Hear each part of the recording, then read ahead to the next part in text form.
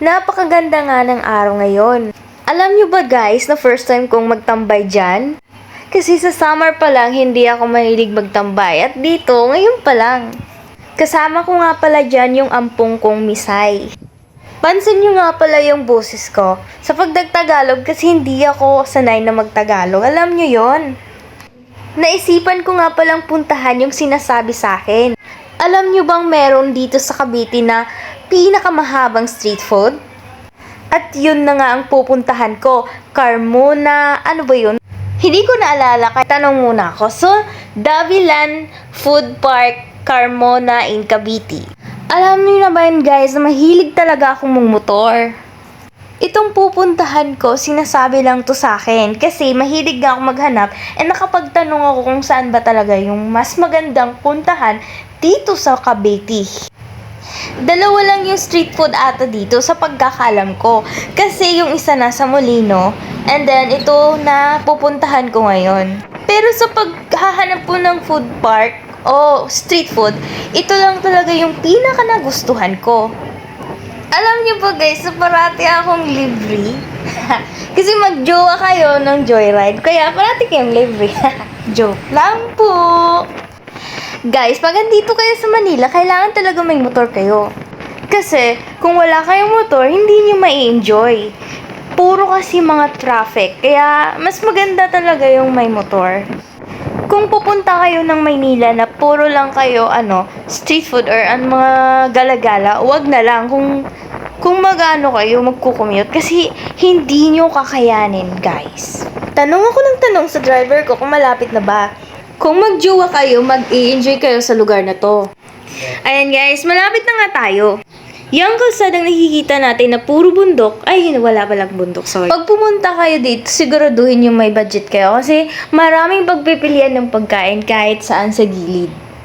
Ang ganda-ganda dito guys. Sobrang ganda ng tanawin.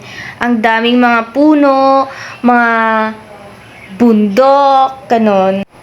Yung pupuntahan nga pala natin guys ay food park. Pero yung gilid nun madaming mga hayop. Kasi para siyang farm. Kasi may mga kambing, baka o ano-ano pang hayop sa gilid. At heto na nga guys, nakarating na tayo. Ayan guys, andyan na nga tayo. Ang daming tao, ang daming mga paninda. Magpipili na lang kayo kung saan kayo magpa-park. So, nililibot pa namin yan hanggang sa dulo para ipakita na sobrang haba talaga ng street food na yan. Bago kayo makarating dyan, maiisip nyo na, asan ba dito yung street food? Kasi, puro kalsada yan. Naisip ko, baka wala talaga ditong street food. Kasi sa Google, nakita ko, puro farm lang. May mga hayop, walang street food. Kasi nga, sa hapon pa sila nag-o-open. Ayan, atat na akong bumaba. Gusto ko kasing kumakain ako ng mga street food. Guys, wag niyo akong gagayahin kasi ako, bawal ako ng street food. Kahit na pa-check up na ako, ma-hospital na ako noon sa summer. Ayan, kumakain pa din ako ng street food kasi nga, favorite ko yung street food. Sininaaway-away ko na dyan si Manong driver kasi nga, ang tagal. Gusto ko na talagang, so, nakahanap na talaga si Manong, ewan ko dyan sa kanya, kung ano siya. Hindi ko na nga pala guys pinakita sa spot na yan kasi maya-maya lang, after mga minutes, yan, nagdilim na. So, nagpicture-picture ako kasi ang ganda. Kaso lang, kapag ako yung pinipicturean, hindi maganda. Kaya, ayoko na lang pakita. Yan nga pala, naghahanap lang kami maya-maya, mag-street food na kami. Pero, ang problema ako, 100 pesos, joke lang.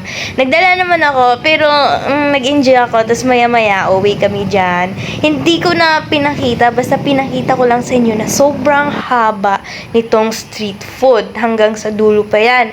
So, yung minsan, yung nandyan kami, nahanap pa namin yung motor namin kasi nakalimutan namin mag-park.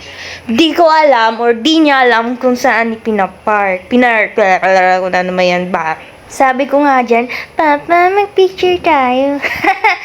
Kasi nga, ayaw niya magpa-picture. My gosh, takot sa camera.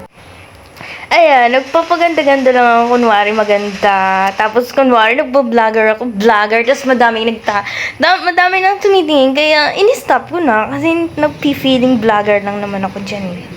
Ayan guys, gabi na nga. At mga hams, fish balls, ano yan?